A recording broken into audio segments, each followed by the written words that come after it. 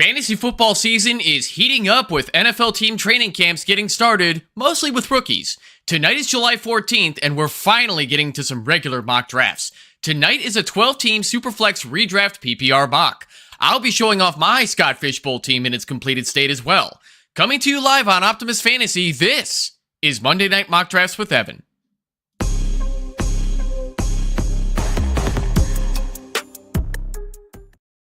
Ladies and gentlemen, welcome, and all those in between and outside of it, welcome to Monday Night Mock Drafts with Evan right here on Optimus Fantasy, coming to you every Monday evening until week 1 of the NFL season. I am your host, Evan Sather. Tonight, I have a pretty big deal joining me as my guest. He is a co-founder of the Devy Royale. Outside of fantasy football, he is also a co-founder of Screeners and Streamers. Please welcome to the show, Christian Williams. Christian, how are you tonight, my friend?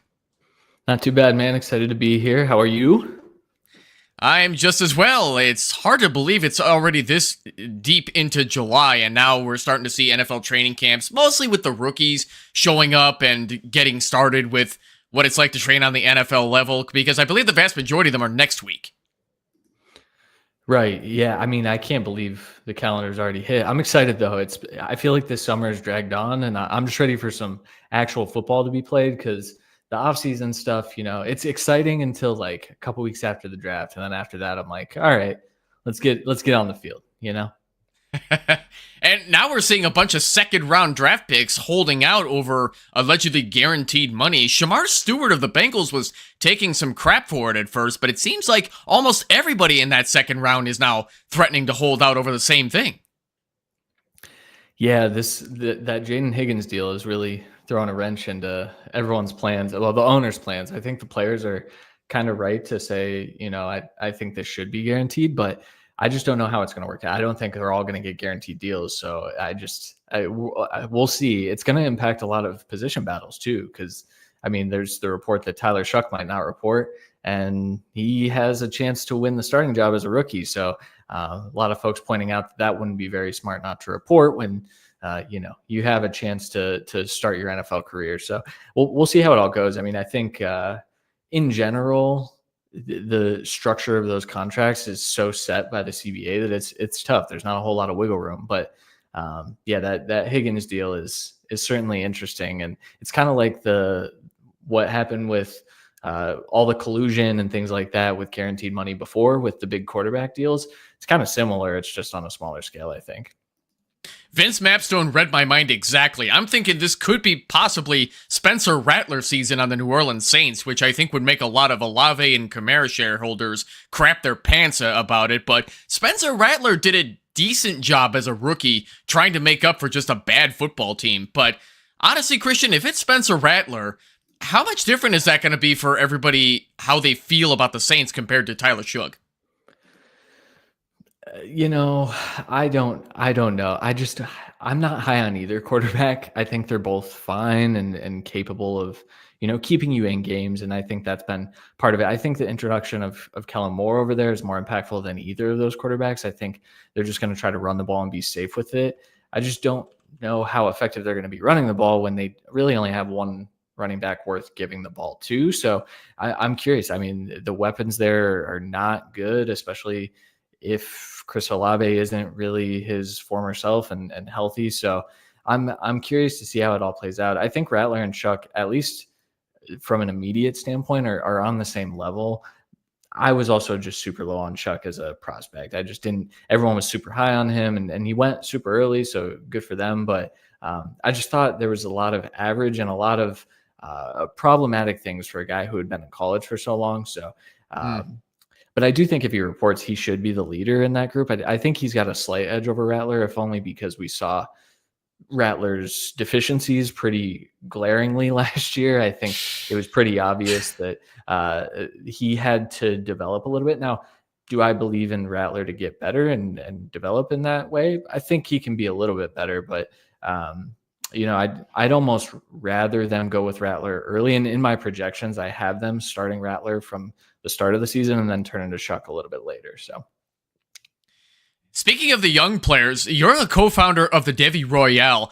Devy is a format I have not yet gotten into, where I see that you have your fantasy football leagues based off of, for the most part, college football players and keeping up with their development and see if most college football players these days play for two different schools where maybe one coach cheeses them off and then they decide to go transfer to get a starting job on another school. I've even seen some Devy leagues that'll go create leagues based around high school prospects, which I think, in my personal opinion, it's a little creepy because they're kids, but for the college level, for guys like me who haven't done Devy leagues before, what would you say to someone like me who hasn't done one yet and how much I should really consider one? I mean, the main selling point that I always go with is it gives you a leg up in all of your dynasty leagues if you're in a Devy league, because you're already a couple years ahead of your league mates in your dynasty leagues. So you can formulate those opinions and you're more invested in the college game. So you're watching those players a little bit more. So then you are optimally prepared for your rookie drafts in your dynasty leagues. I personally, I'm only in a few Devy leagues. We obviously do a ton of Devy content, but I'm only in a few of those because it's challenging to find. There's not a lot of people that play Devy.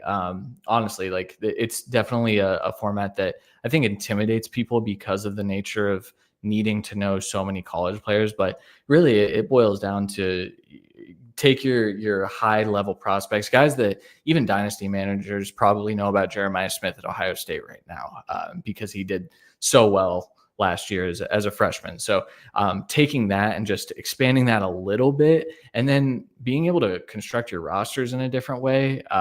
There's a ton of different strategies in Devy that don't really apply to dynasty as much that I think is really interesting. And certainly it opens the door for more intense rookie drafts too, because it's depleted. You already have a lot of the best players gone. So then it's a really interesting way to build your rosters. Yeah, no, it sounds like it's very time consuming as well, having to keep up with exponentially more players than you do in the NFL just because of just more college teams. Vince also mentions the Devy Royale Discord server, great crew over there. Yes, everybody. I'm assuming the Devy Royale can be found with the Explore feature in Discord to find that server. If so, join that Devy Royale Discord server. Great community. I think I'm in there too. I mean, if I'm not already, I got egg on my face in that part. I gotta join that as well, especially to get started with Devy leagues. It's certainly a good time. We have a really dedicated group of supporters, and gosh, we just appreciate all the support that we can get. But we've got a free Discord and we've got a paid Discord. So if you're interested in joining up, we have a ton of great football conversations. We have a ton of great non-football conversations in our Discord too. We try to make it as community-based as we can. I just dropped in there we have a EA Sports College Football 26 leagues going, about to get started here. We talk about TVs, movies, stuff like that. So we try to build it up as a community, but also the football content that you're getting in there. We're tracking the transfer portal.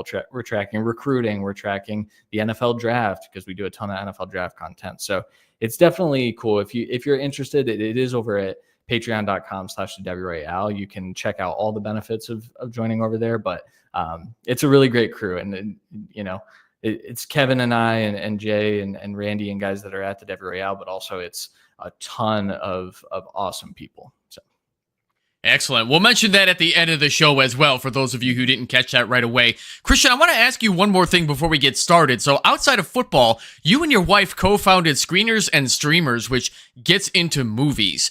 It looks like you guys might be on a hiatus right now, but I'm not a big movie guy, but I definitely enjoy the occasional review by the educated. So what got you and your wife into that? I see you have a lot of movie posters behind you too, so you look like a fanatic.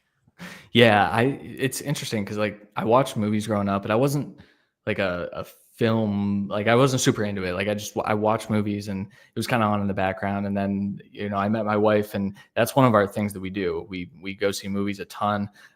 We've probably been to 10-ish movies this year, maybe not that many in the actual theaters, and we watch every new release.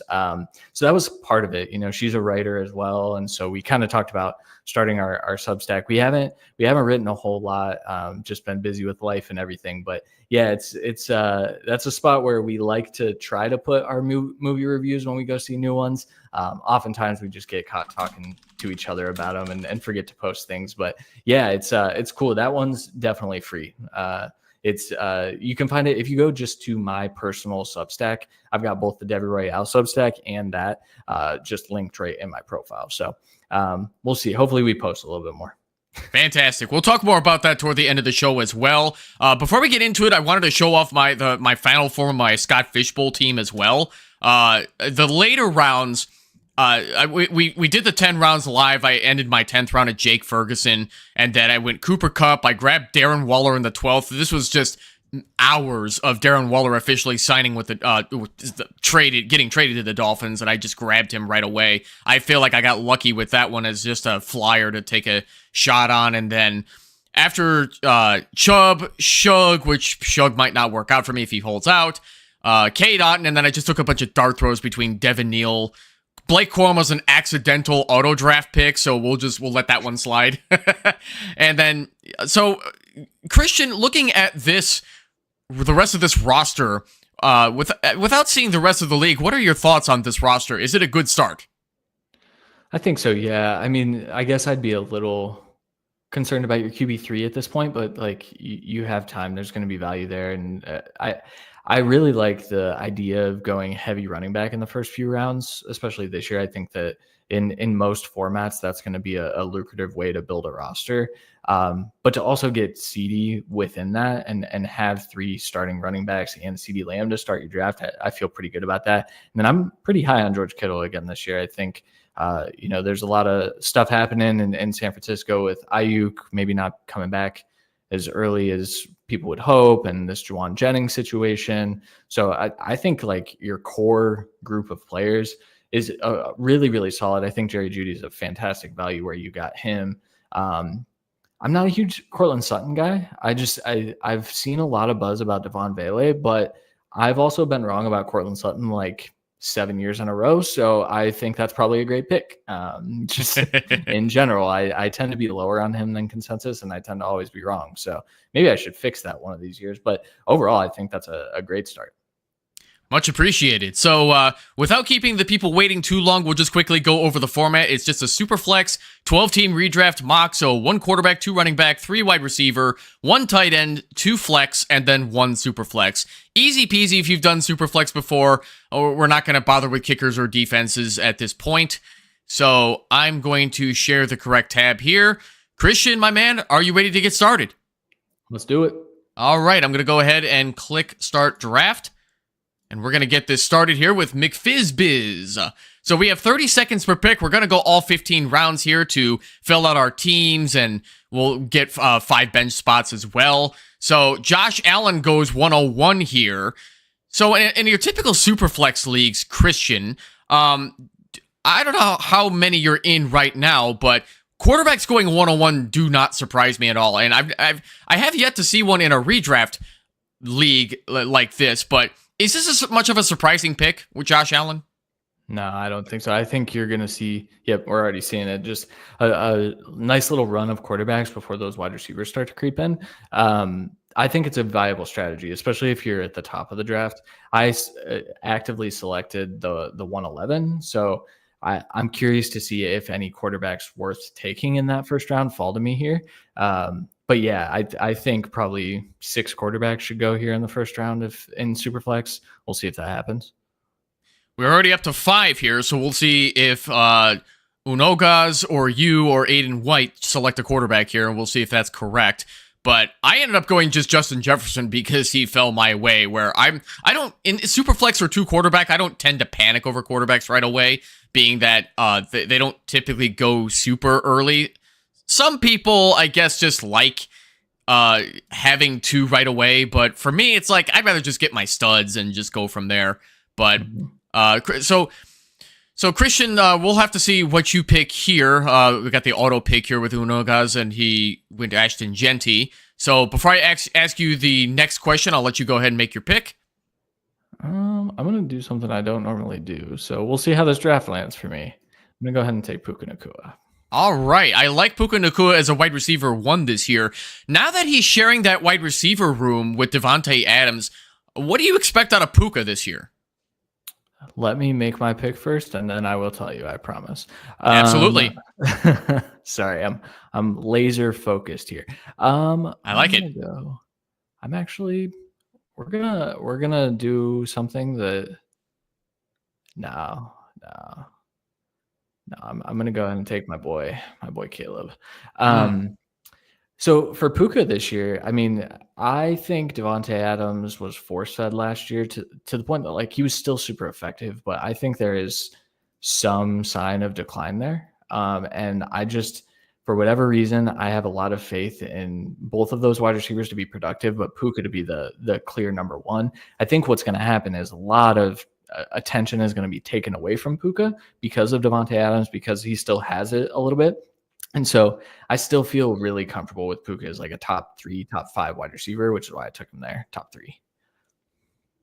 Yeah, I think Matthew Stafford is being held together with duct tape and bubble gum, but his accuracy is still on point as an elite quarterback compared to everybody who's younger and fresher than him. Because we all know, if you watched Matthew Stafford in his Lions days, he got the ever-living crap kicked out of him with all the injuries he's just having to live with the rest of his life. But he's still looking pretty good for the Rams in the twilight of his career. I don't know when he plans on retiring, but Puka Nacua, I would love to have him as my first wide receiver if he ever fell my way. And then you followed up with Caleb Williams. I'm so glad to hear he's your boy too, because I freaking love Caleb Williams with the laser targets that he throws at wide receivers. Having a terrible offensive line last year, I think, left a lot of people feeling sour about Caleb Williams, but with all the right pieces finally coming together for my Bears, between the right coaches and fresher wide receivers with Luther Burden being drafted this year, as well as Colston Loveland at tight end, where do you see Caleb Williams going in your typical PPR leagues at quarterback? I guess it doesn't matter for quarterbacks, but I have him as a top 10 quarterback. What do you think, Christian? Yeah, I have him at my QB6 right now. I just think when you incorporate what Ben Johnson should be able to do with this team, and everyone talks about Caleb Williams as if it was a tragic rookie year, and I think that's just a product of, dang it, I wanted Baker Mayfield. It's just a product of Jaden Daniels having such a legendary rookie year, and we've seen so many elite rookie years. Caleb was fine last year. You know, he took care of the football. He did what he was asked to do. I just think what he was asked to do was the wrong thing most of the time with that last coaching staff. And so with Ben Johnson, all of that creativity, yeah, it drove me nuts. I did a push-up challenge when someone on the offense would make a mistake and it wasn't Caleb's fault, and that's why I got a little ripped during football season. But no, I think it's going to be a lot better for him this year, and there's a lot around him. Oh boy, this board didn't fall how I wanted it to. So I'm just going to go ahead and. I'm 5 gonna take seconds. two sophomore quarterbacks here. Fantastic. And Alrighty. then Before I ask you the next question, I'll let you make your fourth pick here. I mean, I think I have to, in redraft, take Derrick Henry. Oh yeah, nice. I yeah, love. He fell to the fourth round. That's got to be a steal, right? Yeah, I almost took him at 311. I was going back and forth between one of the quarterbacks and Derrick Henry, and I'm glad he fell to me there. So Aiden White has a question as well. Does Puka Nacua's injury history scare you off at all? He's been plagued by it going back to BYU. That's why he was a 5th round pick. At this point in his career, are you concerned? I mean, there's an aspect of that, and I think his play style kind of lends itself to that physicality. But you know, I try not to get scared off of players because of what might happen, and just look at the production when they're on the field. And if I can get 20 points out of Puka, even if it's for eight weeks of the season, I'm feeling pretty good about where my roster is, to the point that I can build through waivers and I can kind of attack the trade market and things like that if I do come up with a Puka injury. But I mean, certainly it's in the back of your head. And I think when you also factor in the Matthew Stafford component, where I am nervous about him getting hurt, and I have more nerves about that and what that could mean for Puka than I do Puka actually getting hurt, I guess. I completely agree with you on that, Christian. I would be way more scared for Matthew Stafford falling apart. Like I mentioned just a few minutes ago, he's being held together by duct tape and bubble gum, metaphorically, and I would just be worried that one more hit would just take him out for a while, because I don't believe the backups to Matthew Stafford are anything solid. They had Jimmy Garoppolo for a while. I don't remember if he's even still on the team. I believe they brought him back. I think they got him there, but I mean, that's also not good enough. There are some good backups in the league, and unfortunately, I think anytime you lose a quarterback like Stafford, you're going to see a dip in production. But Puka's also one of those guys where, like, I feel like he more so than Devontae would be the guy that could overcome that, similar to, a Justin Jefferson playing with backup quarterbacks for half of 2 seasons ago and still being super productive. I still, I was low on Puka as far as like when the hype was happening, and now I've just kind of come back around and said, I think this is one of the more talented wide receivers in the league right now. Oh, absolutely. And like Aiden just pointed out, that injury history, it was a big reason why he fell to the 5th round, and the talent was always there. And he complemented Cooper Kupp really well while Cooper Kupp could stay healthy. Now that Devontae Adams is the replacement as the wide receiver 2 in that offense, he's going to be running. I mean, he's not in his prime anymore, but he's still a darn good route runner, in addition to doing more than just the slot, which Cooper Kupp did. So let's move on a bit here to your second quarterback, Drake May. I am reading a lot of hype as a potential sleeper at quarterback this year for Drake May, but outside of Superflex, I'm not so sure that that's going to matter that much in your typical 12-team leagues. Christian, what do you believe about Drake May this year with his new targets, Stephon Diggs and Hunter Henry? What's he got to work with, and how much do you like him in fantasy this year?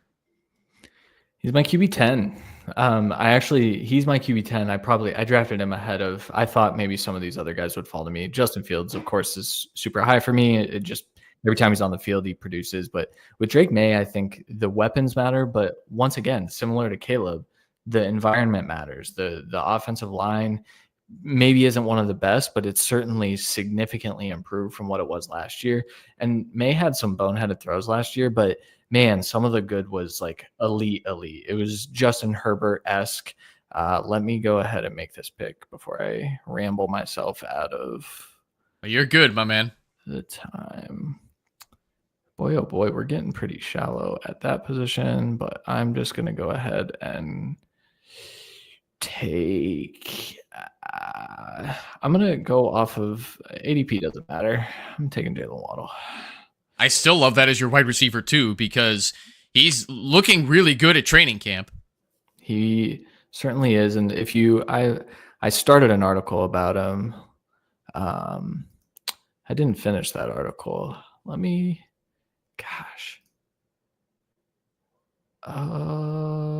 Yeah, all right. We'll just go for speed wide receivers here as my. There you go, JMO.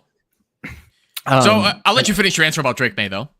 Yeah, so I just think as far as his environment, I do think, Demario Douglas, Stephon Diggs, and Kyle Williams probably is a pretty decent wide receiver room. I think Kyle Williams obviously has to work to get onto the field, but I do think by the time we're hitting mid-season, I think that's going to be the core group. And then you just have I don't want to talk about the running back because I want to take him. He's not going to get back to me, but TreVeyon Henderson coming into that offense too is massive. You give Drake May an easy out, an easy dump off weapon that can create yards after the catch like no other. I'm very excited to see what this offense does. Now, do I fully believe in Josh McDaniels?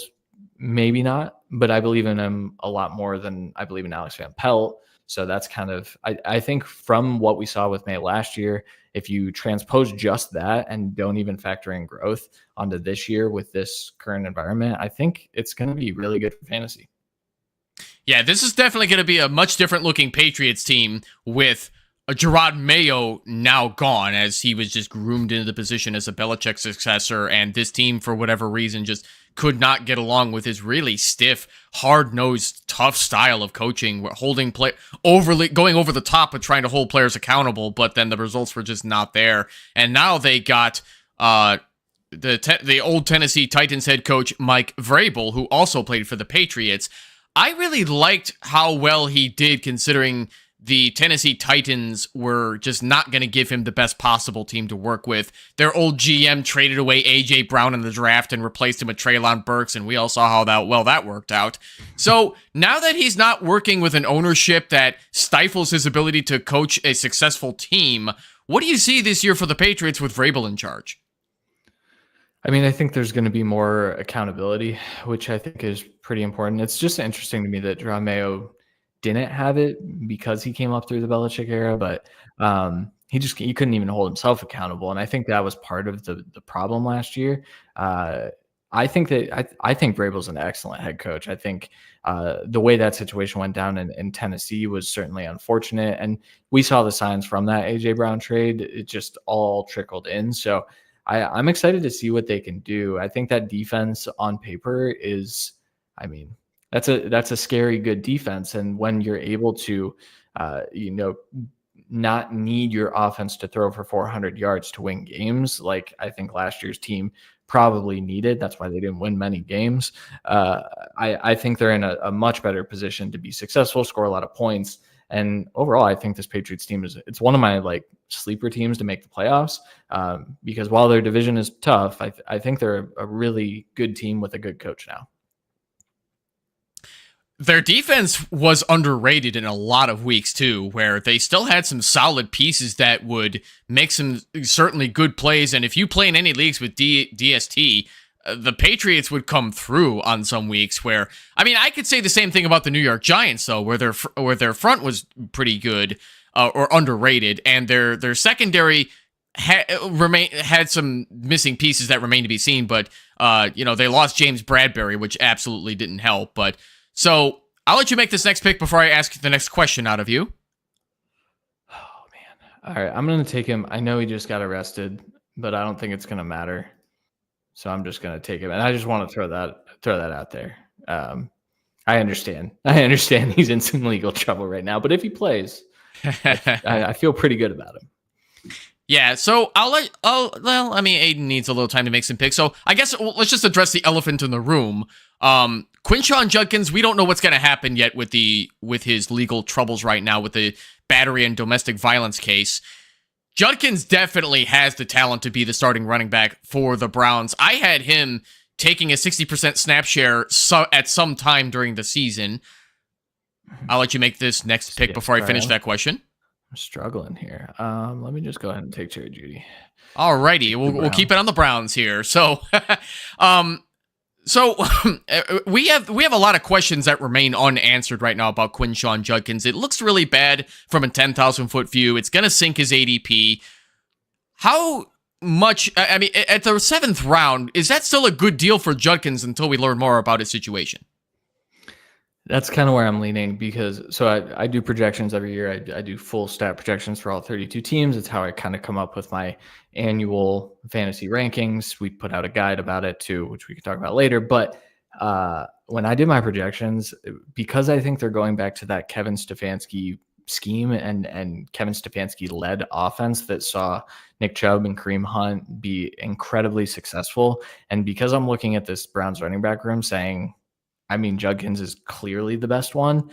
I think if he plays a full season, he's going to be an RB1 this year. And then I think we're talking about a guy that's just going to vault up and be a top, probably first 3 to 4 round pick next year. When we talk about redraft, and I think in dynasty, it's going to be even more, people are going to be more bullish on him. So I just think when you look at what that offense should do now, everyone will say, well, the Browns offensive line doesn't look the way it did that time. Sometimes it doesn't matter with Kevin Stefanski because he schemes so well. And that's kind of where I'm leaning with Quinshon Judkins. Now, if he doesn't play, then that's a sunk cost there where you're kind of hoping you can piece something together. Normally with running backs, you can find a few good ones on the waivers. And by the end of the season, I might not be starting Derrick Henry or Quinshon Judkins in this current iteration. So I'm willing to take that shot in that like 7th to 10th round, depending on what we learn. If we learn a little bit more about this case, then maybe I'll pass and bump him down in my projections. But that's kind of where I lean right now. I think that's a really good answer you gave too, Christian. I see no reason to move him until we see more information. Lou Brunson also mentioned that the NFL is notorious for being lax on domestic violence unless there's a video. Sadly, I haven't heard about any sort of video regarding Judkins yet, so until we see that, I'm not moving him. I think with the both of us agree with you, Lou. There's no reason to move him in our rankings at this time until we see more. So let's bring on a couple more comments from Lou here. So, hey, look at that, a good-looking dude in a tank top who's not shouting at me. This is the content I'm here for. You darn right, Lou. I'm dressed up, and I'm trying to do my best Pat McAfee, except just trying to tone it down with the, I know that Nate's kid listens to this as well, so I'm trying to watch my language. And Lou, in addition, also likes your Caleb pick as early as it is in Superflex. So we kind of already did talk more about Caleb and what he has to work with as well. I see a lot of people starting to worry about DJ Moore, where he's going. His ADP not as strong as it once was now that he's got Rome Odunze getting better and developing chemistry with Caleb. And then they went and drafted a third wide receiver in Luther Burden to replace Keenan Allen. DJ Moore is still at least a borderline wide receiver 1 in fantasy, is he not? That's where I'm landing. Maybe not as close to that wide receiver 1. I think there are going to be certain boom weeks. I think the problem is I think a lot of these guys are going to have some really good weeks. I think Luther Burden's kind of the one that I think is the odd man out this first year. Specifically, I'm just curious to see how Ben Johnson deploys them, because I think there's a chance that DJ Moore gets that Amon-Ra St. Brown-like role. Now, the offense is going to be different. It's not going to be a one-for-one comparison. It never is with a coaching change. Let me go ahead and just say screw ADP real quick and take my tight end. But I do think that DJ Moore is going to be the leader in targets, and therefore I think there's a lot of touchdown opportunity. What I am worried about is them getting inside the 5 and then just giving the ball to DeAndre Swift and Roschon Johnson, and this whole passing attack being kind of hampered by the fact that the offense was so efficient that they did what Detroit did, and that they just gave their running backs 8 million touchdowns. Yes. I'll have you make your next pick here before I ask you your next question. Cool. I'm also, we don't care about ADP. That's one of my pieces of advice. We don't care about ADP. I love that a little bit. But yeah, I had to scroll so far to find him. That was ridiculous. So Tank Bigsby got taken at the 10-2 by Christian, for those of you listening to the audio version of this podcast. You also took Tucker Kraft at the 9-11 at the back of the 9th round here. So he's your first tight end off the board. I look at the Green Bay Packers depth chart, as much as I personally hate them as a Bears fan, but even then, as you keep your friends closer and your enemies closer, I still can't really tell you who the top target getter is for the Green Bay Packers. I mean, you could make a case that it's somebody with the most targets, but even then, is it?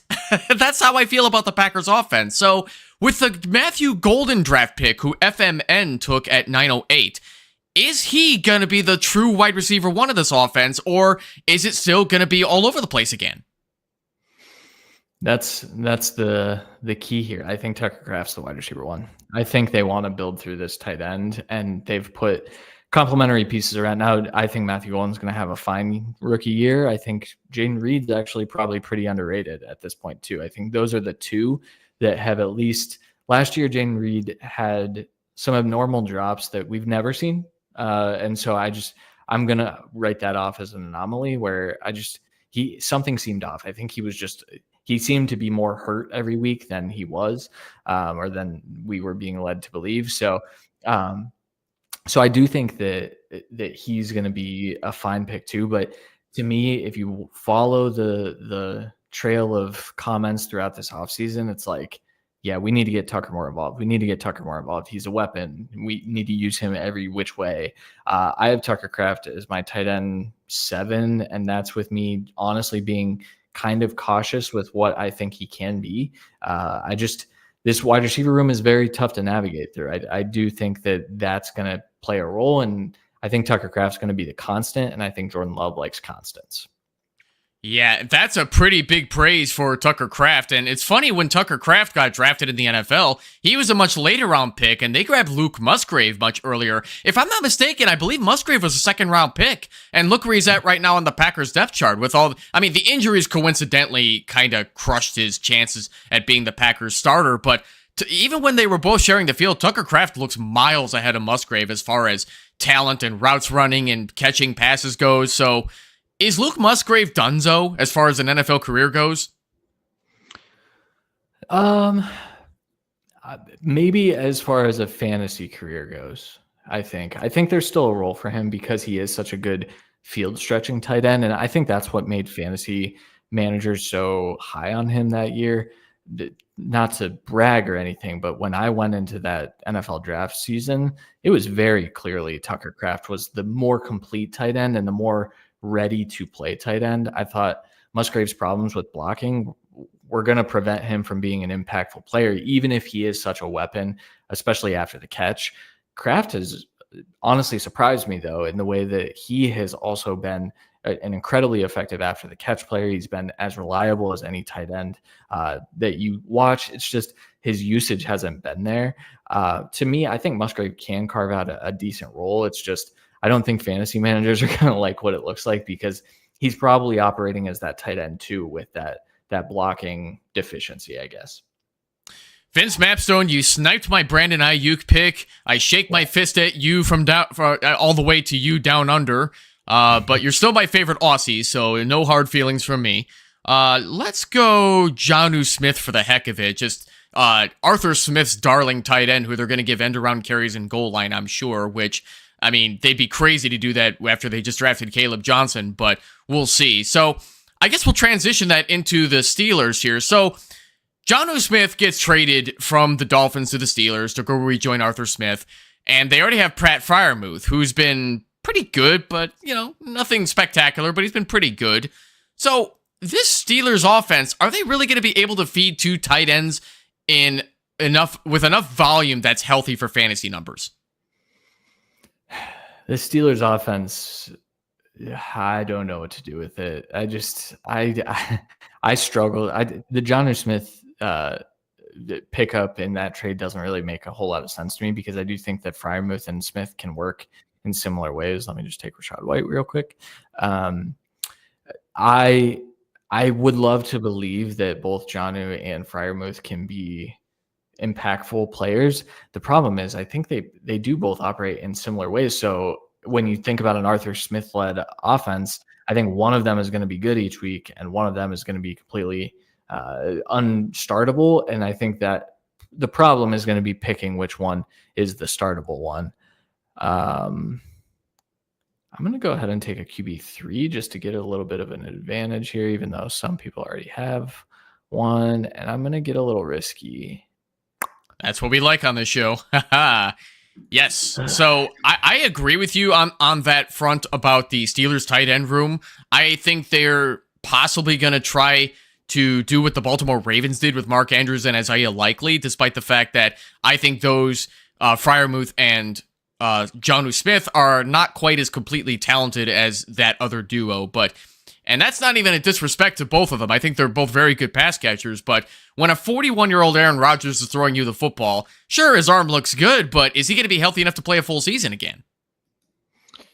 I think his arm looks good, but if you watch the film, man, I just don't think his mind looks good. I think defenses have kind of figured him out a little bit, and there's a reason he was just peppering Devontae Adams with targets, and certainly the counting stats were there last year because the Jets were pretty inept at running the ball. There were moments with both Breece and Braylon Allen, but there's a piece of me that just thinks that the game is speeding up for Rodgers, which is interesting because you don't normally you see the physical talent go before the mental side. And last year I just felt like, man, there's times where like, I don't even know what Aaron Rodgers is looking at. And he was one of the most precise, smart quarterbacks that I've ever watched in his prime. I don't know if he has it. And I don't think an Arthur Smith-led offense is going to do him any favors because boy, oh boy, do they like to hamstring their quarterbacks. Yeah, that's very well said too. I agree with you on Aaron Rodgers just being past his prime and just not being able to keep up with the game. And even he himself just seems stuck in 2005 with the way he wants to run his offenses. And he's so frustrated with the younger guys that he's like, go get me Alan Lazard, go get me Devontae Adams, go get me Randall Cobb. And he can't run his offenses without those guys. So it doesn't look like that the Steelers are going to go comply with Aaron Rodgers if he complains that he needs his guys again. But under Arthur Smith, I just don't see how this works either. I'm a big Arthur Smith hater, and it's interesting because when he was with the Titans, I thought what he did with Tannehill was remarkable. I think that was also predicated on having two really talented wide receivers at that moment, and you know, God, Corey Davis is the guy that I couldn't even think of that was on that roster. I mean, he was as good as AJ Brown, if not better, at that moment. And when Arthur Smith was leading that offense, it was so clearly laid out what the game plan was going to be, and it didn't matter. Certainly having Derrick Henry helped. I think that part of it, there was just a lot of talent, and Arthur Smith hasn't worked with that level of talent since then. I don't think. I think it came close in Atlanta, but I'm curious to see what he's able to do with this collection of players, because I wouldn't even call DK Metcalf a wide receiver one. Like, he's got the wide receiver one build, but if I'm building a team, I would prefer him to be my number two. So that's where it's like, I just don't. Hopefully Roman Wilson takes a step forward, I guess. or Robert Woods, right? Yeah, right. That's right.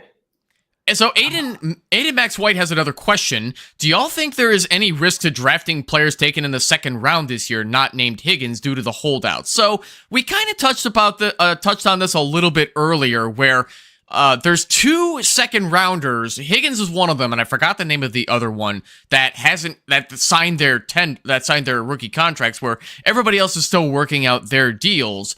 So Christian, is it in second round picks rookies' best interest to hold out, or do we think more are going to sign as July starts to wrap up and we get into August? I think this is a waiting game for everyone. I kind of think that they're gonna sign. That was a brutal auto pick. Absolutely, I love it. Brutal.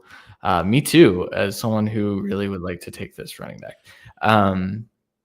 I do think that a lot of them are going to get signed, and then I think you're going to have a few that end up holding out, and it costs them some valuable opportunity, because I think those second round picks, especially those skill position players, are in a perfect situation to go snag playing time. If you look across, dynasty rookie drafts, I'm like, yeah, this second round pick I might take before this first round pick, and in a couple of situations, and I think I think it's going to be a challenge to see where everyone lands as far as when they get to camp, what they look like once they get to camp, have they kept in shape? Because these are also rookies. They don't really know what it takes to be at NFL training camp.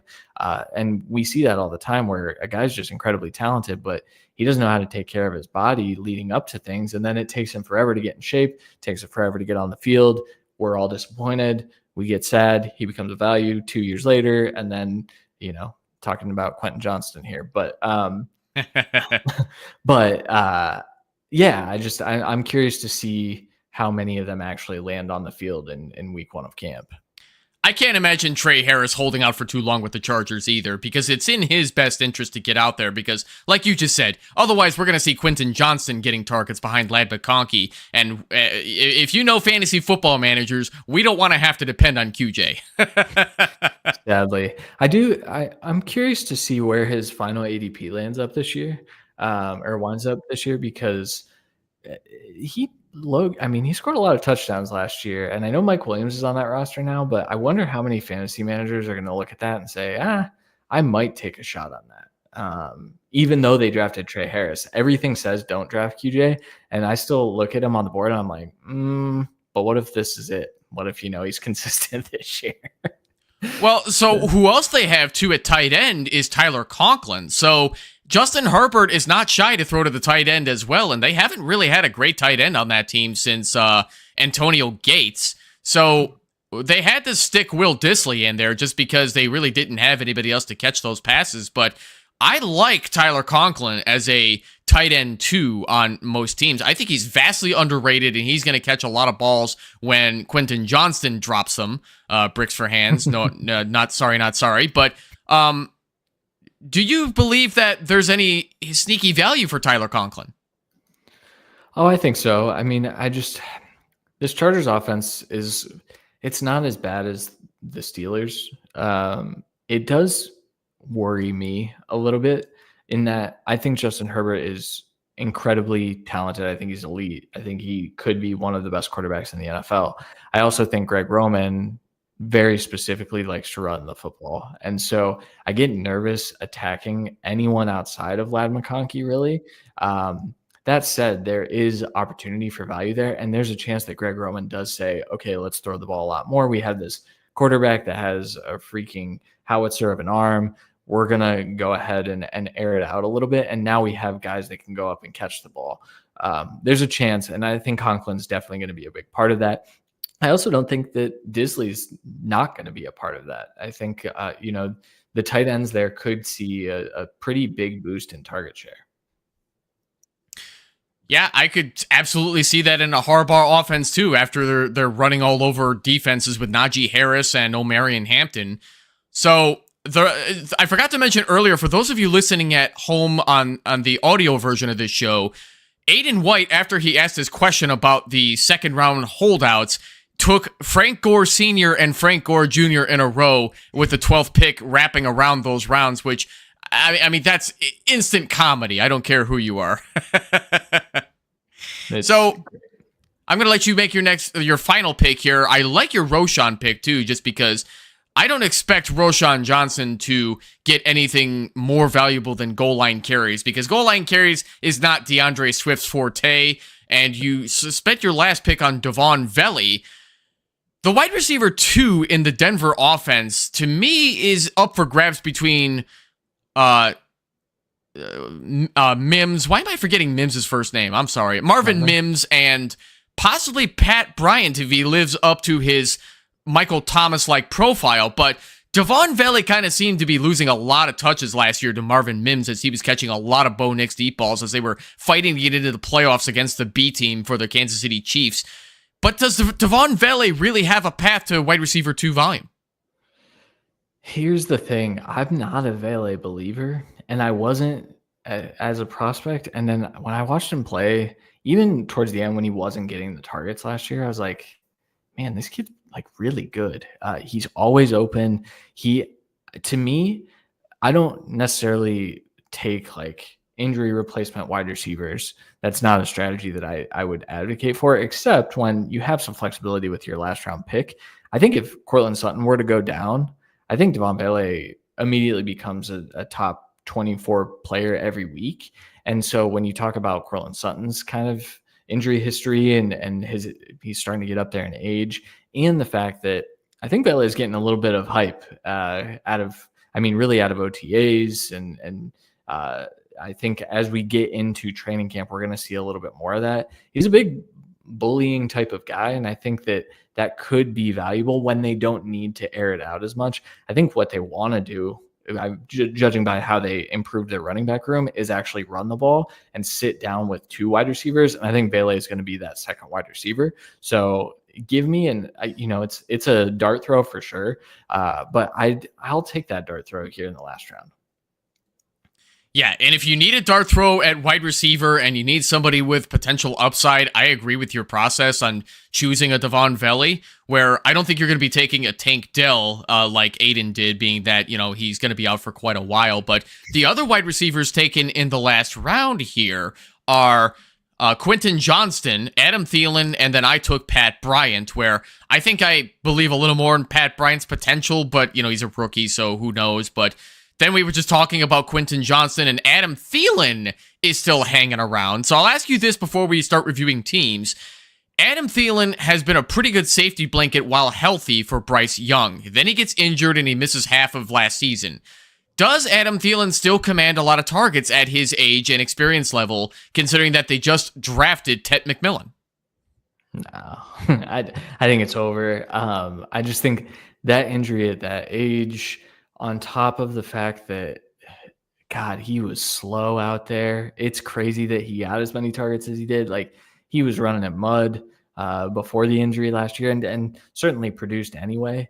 And that was admirable. But I just think the era is moving straight towards Ted McMillan, honestly, straight towards Xavier Legette. I think that both of those are better options in this Carolina offense. And I also think the running backs probably will get more involved in the passing game this year, as well as I think Jatavian Sanders is a fine pick at tight end if you're like in deep leagues and you need a backup tight end. I think there's some opportunity there, but I think the Thielen train has left. Also, I wanted to mention quickly off topic, but Aiden, I see in the comments, said Vele is going into his sophomore year in the league and is already older than Jonathan Taylor. You're right, but if I wouldn't take him in dynasty, buddy, but we're only talking 2025, and I think that could be helpful to him. I think that's what maybe keeps him ahead of some of those other Denver wide receivers. That's all. Yeah, I think that's a solid point. I'm with you on that, though. I'm not taking him in dynasty, but he also mentioned that his plan with Tank Dell as his last pick is that he could just throw him on IR and pick up anybody he wants in free agency that he would have taken with that pick anyway. I love that strategy, and that's exactly what I was recommending last August for people to do with Jonathan Brooks, speaking of the Carolina Panthers. So is Tank Dell one of those guys for you too, Christian? Yeah, I mean, any of those guys that I think are going to be out for an extended period, I'd personally prefer to, I know you can't wait on them. I'd prefer to do that with Brandon Ayuk, even in those mid rounds if I have to reach for him, because I think when Ayuk comes back, he's like a top 8 wide receiver. And just doing the projections, I was like, oh, on a per game basis, I want this as I go down the stretch into the playoffs. And I know there's certainly an opportunity for other wide receivers to step up in his absence, but I still think Ayuk's super talented, even coming off a major injury. I'd rather do that in those mid rounds than try to do it in the last round this year. Yeah, I agree with you on that. Vince Mapstone got Brandon Ayuk at the 11-6, which I think is phenomenal value as a wide receiver 5.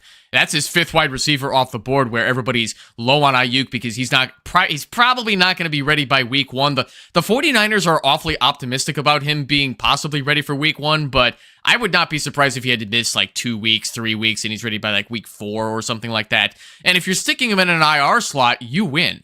You could go get more wide receiver talent because there's just more of them out there in fantasy football, period. Yep.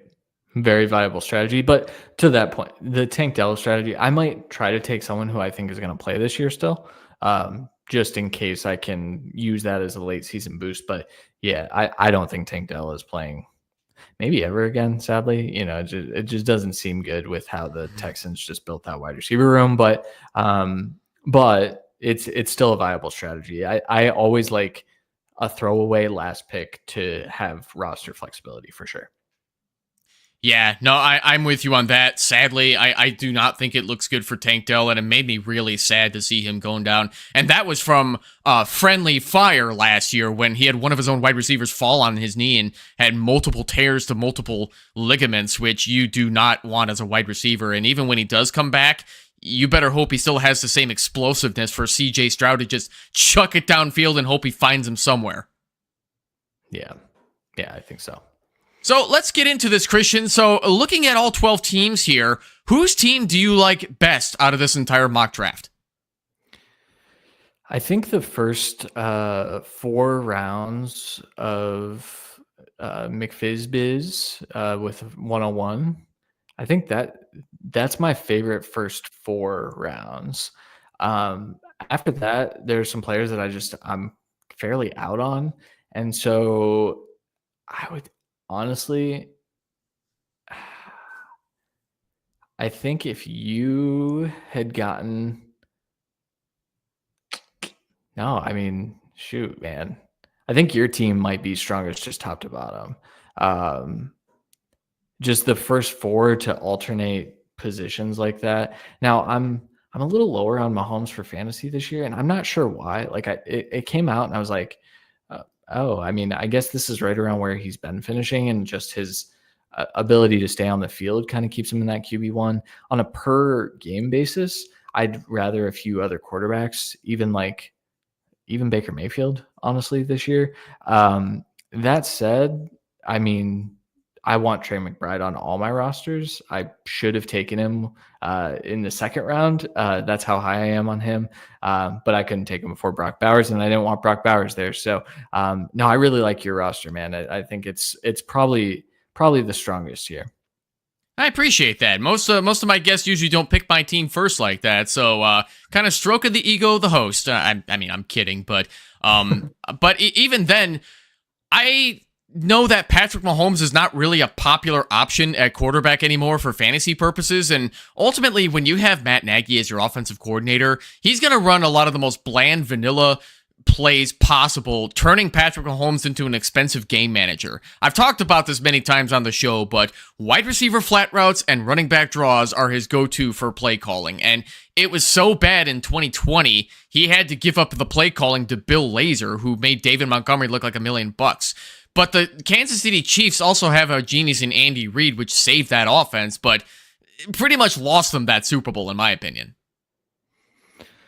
Yeah, I don't like talking about Mr. Nagy, and I think that it's interesting when you look at the splits before Nagy and after Nagy with Mahomes. I think we were talking about a guy who could throw for 5,000 yards any year, and then in comes Nagy. And granted, I think it's also extended the lifespan of this dynasty because of how they protect Mahomes in that way.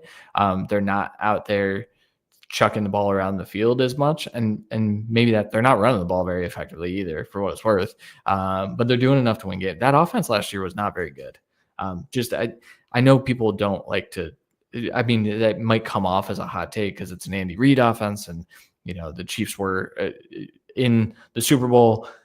It just wasn't good. When you watched it, it wasn't fluent. It wasn't effective most weeks. Like there were times where it hit its stride, but you can certainly see the wheels falling off a little bit. And maybe that's why I'm a little bit lower on Mahomes, but he's still a QB1. He still lands just, I think he's my QB 13, if I remember correctly, but that's I think that's in points per game. And then in overall, he might be like 11 or something like that.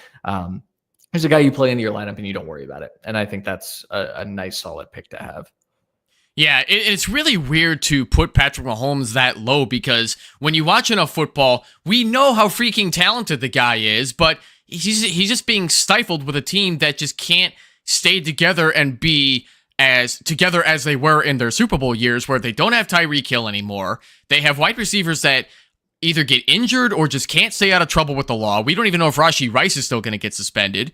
And on top of that, he's got a Travis Kelce that's starting to, he's not looking as good as he used to. We could tell he's getting up there in age, even when he's still running routes pretty solid, and teams game plan for him too much. So it's like, all right, you got all these young, unpolished wide receivers. Who's going to catch it in the red zone, right? Yeah, I do feel good that if Rice is on the field, this offense is going to look a lot better. I think that dude is incredibly talented and kind of the piece that they need to do what I think makes them most effective, which is just attack quickly. I think Xavier Worthy was effective enough last year, but I just don't. He's not a one, and I think Rashee Rice has shown us that he can be a one. It's just, is he going to be on the field, and will he be healthy? I'm not sure. And if he is, maybe we're talking about Mahomes as a value going into next year, Definitely. And Christian, my man, I could talk to you for hours about all kinds of players, but let's start getting into, we're going to start to wrap things up here for the show. But before we do, we're going to get into a few great ads here that have done some great things with Optimus Fantasy, and that's starting with Fast Draft Fantasy. We know you love drafting. After all, it's why you're here. And there's no better place to do it right now than fastdraft.app. Get in and get out with short drafts you can knock out while you wait at the DMV. The Flex 4 drafts are running hot, and the Origins Gamma contests are only half full. Head over to fastdraft.app and sign up with the promo code OPTIMUS for a $50 deposit match as soon as you finish your first draft. That's 10 free drafts, friends. Head over to fastdraft.app now and get drafting with the promo code OPTIMUS. Also, the Fantasy Football Expo will be here before you know it, and we've got you covered. The Fantasy Football Expo is a great chance to meet your favorite analysts from around the industry, participate in meet and greet sessions, watch live industry drafts, and get to hang out with a bunch of fantasy football fanatics for an entire weekend at the Pro Football Hall of Fame. Join the Optimus crew in Canton, Ohio, August 8th through 10 for live meet and greets, golf tournaments, cornhole, parties, panels, and more. Head over to thefantasyfootballexpo.com to get your tickets with our promo codes Optimus-2025 for $10 off the purchase of a gold, silver, or VIP package. Ultimate-Optimus-2025 for $25 off the purchase of the Ultimate Fan Experience. This includes a Friday exclusive meet and greet ticket to get up and close and personal with your favorite fantasy football analysts. Limited number available. Christian, I am so glad you joined us tonight. Thank you so much for joining in. It's so good to finally meet you too. Yeah, it was my pleasure, man. I had a good time. I told you before we started, but that was my first mock draft. And so when I was talking about, we don't care about ADP, this is around the time where I don't care about ADP. But also I've learned over the years in redrafts, especially in like home leagues or super plugged in leagues, like just get your guys. I think ADP is overrated, and I like leagues that sort by alphabetical because it makes it more challenging and everyone fights.